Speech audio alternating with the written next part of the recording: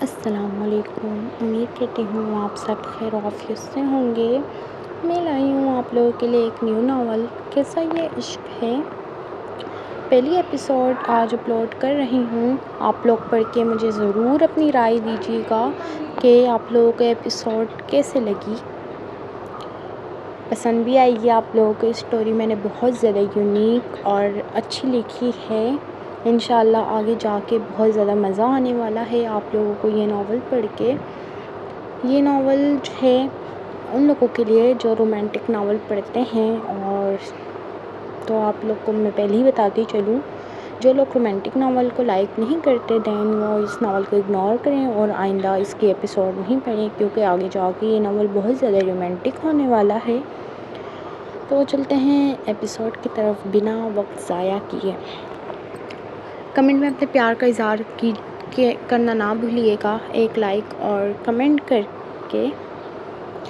Welcome new readers, اور جو پرانے ریڈرز ہیں آپ لوگ ایکٹیو ہو جائیں، کیونکہ ہبہ خان اگین آ گئی ہے اور آپ لوگوں کے لیے ایک اچھا سا ناول لے کے۔ اور باقی جنہوں نے چینل کو سبسکرائب نہیں کیا وہ چینل کو سبسکرائب کر لیں۔ کیسا یہ عشق ہے، از قلم ہبہ خان، قسط نمبر 1۔ اوئے صاحب، اللہ کے نام پہ دینا، میں تجھے دعا دوں گی۔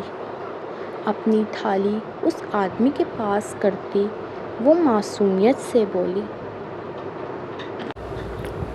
معاف کر، نہیں ہے، جا ادھر سے۔ اے صاحب، دے دینا، میری ماں بیمار ہے، ڈاکٹر کو دکھاؤں گی۔ 10 روپے دے دینا، زیادہ نہ دینا، لیکن دے تو دے، تیرا بھلا ہوگا۔ تو یہ بتا تیری عمر کیا ہے؟ وہ آدمی اپنی غلیظ نظروں سے رانی کے پورے بدن کو ٹٹولنے لگا، جو کہ پھٹے کپڑوں سے صاف جھلک رہی تھی۔ میری اماں کہتی ہے میں 15 سال کی ہوں۔ اچھا سن، میں تیرے کو 10 روپے نہیں 100 روپے دوں گا، لیکن تو نے مجھے خوش کرنا ہوگا۔ وہ کیا صاحب، تو مجھے پیسے دے، بس میں تیرا پھر کام کروں گی۔ تو ادھر آ میرے ساتھ میری دکان میں، بتاتا ہوں تجھے کیا کام کرنا ہے۔ چل ٹھیک ہے صاحب۔ وہ آدمی رانی کو اپنی دکان پر لے گیا۔ بول بھی صاحب، میرے کو کیا کرنا ہے؟ میری ماں بیمار ہے، جلدی پیسے دے دینا، میں گھر جاؤں۔ تو مجھے خوش کر دے 1 گھنٹے کے لیے، میں تجھے 100 روپے دوں گا۔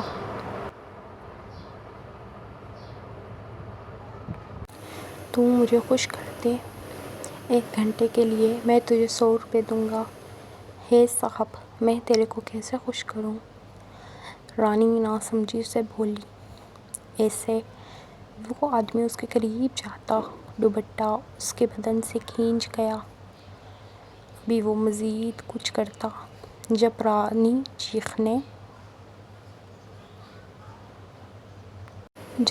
چیخنے لگی، میرا دوپٹہ دے صاحب، ورنہ میں نے چیخ کر سب کو بلا دینا۔ تو مجھ پر گندی نظر رکھ رہا ہے، مجھے نہیں چاہیے تیرے سے پیسے، میرا دوپٹہ واپس کر۔ رانی کی چیخنے کی آواز سنتے آس پاس دکاندار بھی ان کی طرف متوجہ ہوئے۔ تن جیسی فقیرنیوں پر میں تھوکتا ہوں، چل نکل ادھر سے۔ تھوک کی پچکارتی رانی کے پاؤں پر وہ آدمی گراتا نخوت سے بولا، صاحب برا نہ مناؤ، لیکن کردار تو تیرا بھی ٹھیک نہیں ہے کہ تو ہم جیسی فقیرنیوں کے بھی منہ لگنا چاہتا ہے۔ رانی نے بھی ٹکا سے جواب دیا تھا، وہ بھلے کیوں اپنی کردار کے بارے میں کسی سے بھی کوئی بھی بات سنتی، وہ مانتی تھی کہ وہ بھکارن تھی، لیکن اس نے اپنی عزت نفس کا سودا کسی کے ہاتھوں تھوڑی نہ کیا تھا کہ پیسے مانگنے کی خاطر وہ کسی کو بھی خوش کر دیتی اور اپنی عزت اپنی چادر اپنے سر سے اتار لیتی۔ ایسوں پیسوں پر وہ تھوکتی بھی نہیں تھی۔ اس آدمی کی دکان سے نکلنے سے پہلے رانی نے اپنا پیر اس کے کپڑوں پر ہی صاف کرتے ہوئے کہا تھا کہ وہ صاحب کیا ہے نا گندگی تھی، اپنے ساتھ باہر لے کر جاتی تو اور لوگ بھی اسے دیکھ کر مجھے گندا سمجھتے ہیں۔ اب گندگی کو گندگی سے صاف نہیں کروں گی تو اور کس سے کروں گی؟ ایٹیٹیوڈ سے جواب دیتے ہوئے اس نے دوپٹے کو دوبارہ سے اپنے سر پر جمایا اور ساتھ ہی وہ ساتھی کی دکان سے نکل گئی تھی۔ باقی سارے لوگ جو رانی کی چیخیں سنتے ہوئے ارد گرد جمع کھڑے تھے، دکاندار کی اتنی عزت افزائی پر اور اس کے سرخ چہرے کو دیکھتے ہوئے دبی دبی مسکراہٹ کے ساتھ اپنے اپنے کاموں کی طرف بڑھ گئے تھے۔ عجیب ہی لوگ ہیں، خدا نے زیادہ دے دیا تو خود کو ہی خدا سمجھ بیٹھے ہیں۔ بھئی ہمیں بھی تو اللہ نے ہی پیدا کیا ہے نا، ہمیں کون سا ہماری اماں نے نہر سے اٹھایا ہے؟ ناک چڑھا کے بولتی رانی بے حد معصوم لگی تھی۔ اس وقت اپنی آنکھوں سے آنسو صاف کرتے ہوئے وہ مزید آگے کی طرف اپنی روٹی کی تلاش میں نکل چکی تھی۔ ویسے بھی رزق کا وعدہ اللہ تعالیٰ سے کیا تھا تو اسے یقین تھا کہ کوئی نہ کوئی تو اسے پیسے دے ہی دے گا، جس سے وہ اپنے اور اپنے اماں کے لیے روٹی خرید کر لے جا سکے۔ مانتی تھی کہ وہ بھی بھکارن تھی، لیکن ساتھ ہی ساتھ وہ عورت بھی تھی اور کافی مضبوط بھی تھی۔ بچپن سے دنیا کی ٹوکروں نے اسے مضبوط بنا ہی دیا تھا۔ بچپن سے ہی لوگوں کی غلیظ زدہ نظریں خود پر دیکھتا پا کر وہ پہلے ہی مردوں کی حول زدہ نظروں سے واقف ہو چکی تھی، اور جس طرح سے وہ لوگوں کی دکانوں پر جا جا کر بھیک مانگتی تھی، وہ 15 سال کی بچی ہرگز نہیں لگتی تھی۔ ابھی وہ اپنی سوچوں میں آگے بڑھ رہی تھی کہ سامنے سے اسے ایک بہت بڑی گاڑی آتی ہوئی دکھائی دی۔ گاڑی کو روکنے کے لیے اس میں ہمت تو نہیں تھی، لیکن پھر اس نے جب سامنے روڈ پر دیکھا تو سگنل بند ہو گیا تھا۔ ساری گاڑیاں رک چکی تھیں۔ اس نے خدا کا شکر ادا کیا اور جلدی سے اس گاڑی کی طرف بڑھتے ہوئے اس کے شیشے پر دستخط دے کر اندر بیٹھی مخلوق کو اپنی کی طرف متوجہ کرنا چاہا تھا۔ یمان شاہ جو فون پر اپنے بہت ہی امپورٹنٹ میٹنگ کے بارے میں اپنی سیکورٹی سے ڈسکس کر رہا تھا، شیشے پر دستک دینے کی آواز سن کر جلدی سے اس نے شیشے کو نیچے کیا اور اپنے سامنے ایک بھکارن بنی چھوٹی سی معصومیت سے بھرپور بچی کو دیکھ کر اس کی آنکھیں اس کے چہرے پر ٹک سی گئی تھی۔ وہ 15 سال کی معصوم بچی نہیں جانتی تھی کہ وہ اپنے سامنے بیٹھے یمان شاہ کے دل میں کس طرح سے ادھم مچا چکی ہے۔ اپنے میلے چہرے کے ساتھ ہی یمان شاہ نے دنیا میں بہت ہی حسن دیکھا تھا، اور جس طرح سے وہ ملک میں جا جا کر اپنی میٹنگ اٹینڈ کرتا تھا، اس نے ویسٹرن کے ساتھ ایسٹرن بیوٹی بھی دیکھ رکھی تھی، لیکن جس طرح سے یہ میلی گندی سانولی سی لڑکی اس کو اپنی طرف اٹریکٹ کر رہی تھی، اس طرح سے کوئی بھی نہیں کر پایا تھا۔ سوچوں میں گم اس کے چہرے پر اپنی نظروں کو ٹکائے ہوئے تھا کہ رانی نے اسے دوبارہ سے مخاطب کرتے ہوئے کہا تھا کہ صاحب 10 روپے دے دو نا، بہت بھوک لگی ہے، اماں بھی گھر میں بھوکی ہے اور اس کا علاج بھی کرنا ہے۔ رانی کی آنکھوں میں چمکتے ہوئے بے بسی کے آنسوں کو دیکھتے ہوئے یمان شاہ کے دل کو کچھ ہوا تھا۔ وہ لڑکی ہرگز بھی اس کام کے لائق نہیں تھی، اور بلکہ یہ کام تو بالکل بھی نہیں تھا۔ لوگوں کے سامنے ہاتھ پھیلانا تو کام کے زمرے میں بالکل بھی نہیں آتا تھا۔ صاحب دینا ہے کہ نہیں، یا دینا ہے یا نہیں، پھر میں جاؤں۔ رانی کو تو اب غصہ ہی آ گیا تھا۔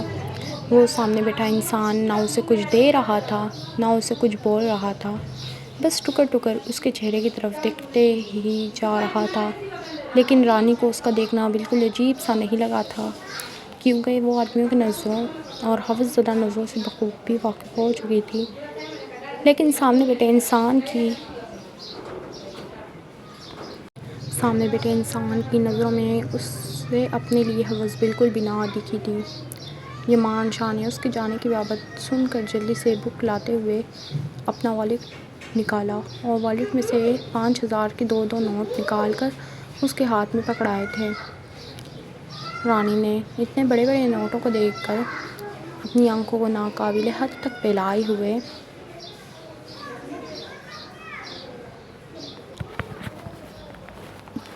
سامنے بیٹھے انسان کی طرف دیکھا تھا، جو اس پہ اتنا مہربان ہو گیا تھا کہ اسے 10,000 روپے دے بیٹھا تھا۔ رانی بے انتہا خوش ہو گئی تھی۔ اگلے پل اس کے دماغ میں تانے بانے بننا شروع ہو گئے تھے۔ سب سے پہلے تو وہ سوچ بیٹھی تھی کہ روٹی کھائے گی اور اس کے بعد انہی پیسوں سے اپنے ماں کا علاج کروائے گی۔ سامنے بیٹھے انسان کا اس نے شکریہ تک ادا نہیں کیا تھا اور اگلے ہی پل وہ سگنل سے بھاگنے کے انداز میں اپنے گھر کی طرف بھاگتی چلی گئی۔ گھر کیا بلکہ جھونپڑی کہنا زیادہ بہتر ہوگا۔ یمان شاہ تو اس لڑکی کو دیکھ کر رہ گیا تھا جو بس اس کے پیسے پکڑانے کی دیری تھی اور وہاں سے اس طرح سے غائب ہوئی تھی جیسے اس سے کبھی ملی ہی نہ ہو۔ لیکن ساتھ جاتے ہوئے وہ یمان شاہ جیسے نامور بزنس مین کا دل اپنے ساتھ لے گئی تھی۔ یمان شاہ جو فون کان سے لگایا ہوا تھا، اس کی سیکورٹی ہیلو ہیلو کر کے ہی فون رکھ چکی تھی۔ اپنے بالوں میں ہاتھ پھیرتے ہوئے گہرا سانس ہوا کے سپرد کرتے ہوئے انیم شاہ نے گاڑی سٹارٹ کی اور اپنے آفس کے راستے پر ڈال لی تھی۔ اس لڑکی کے بارے میں آگے وہ اپنی سیکورٹی کے بابت جاننے کا ارادہ رکھتا تھا۔ رانی کی سانسیں اپنے گھر تک پہنچتے پہنچتے پھول گئی تھیں۔ وہ بے انتہا خوش اپنے ہاتھوں میں 2 نوٹ پکڑے اپنے گھر کے اندر داخل ہوئی اور اپنے اماں کی طرف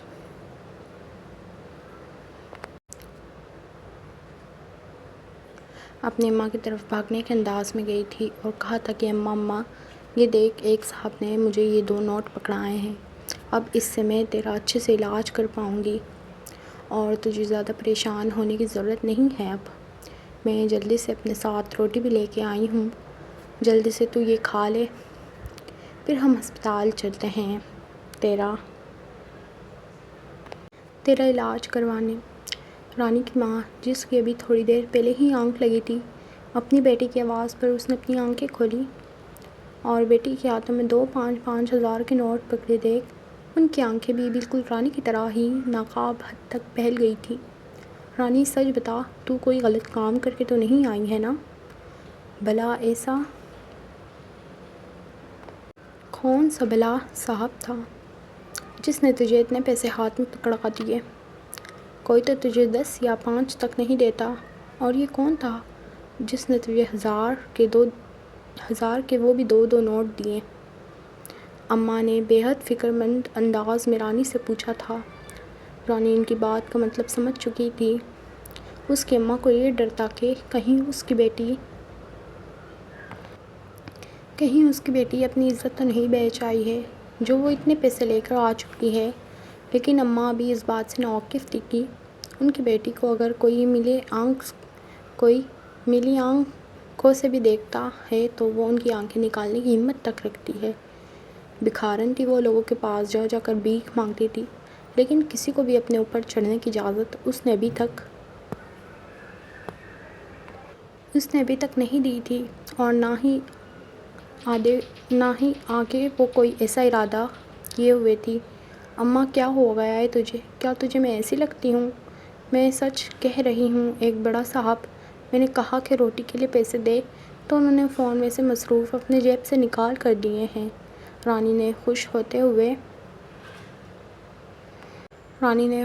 ہوئے کہا اور ساتھ ہی وہ تھیلی کھولی جس میں وہ اپنے اور اپنی ماں کے لیے روٹی لائی تھی، اور پھر اماں نے بھی پرسکون سانس لیتے ہوئے اپنی بیٹی کے ساتھ آخری مرتبہ کھانا کھایا تھا، کیونکہ کل کی صبح کس طرح سے ہونے والی تھی ان دونوں ماں بیٹی کے لیے، وہ دونوں ہی انجان کھانے میں مصروف نظر آ رہی تھی۔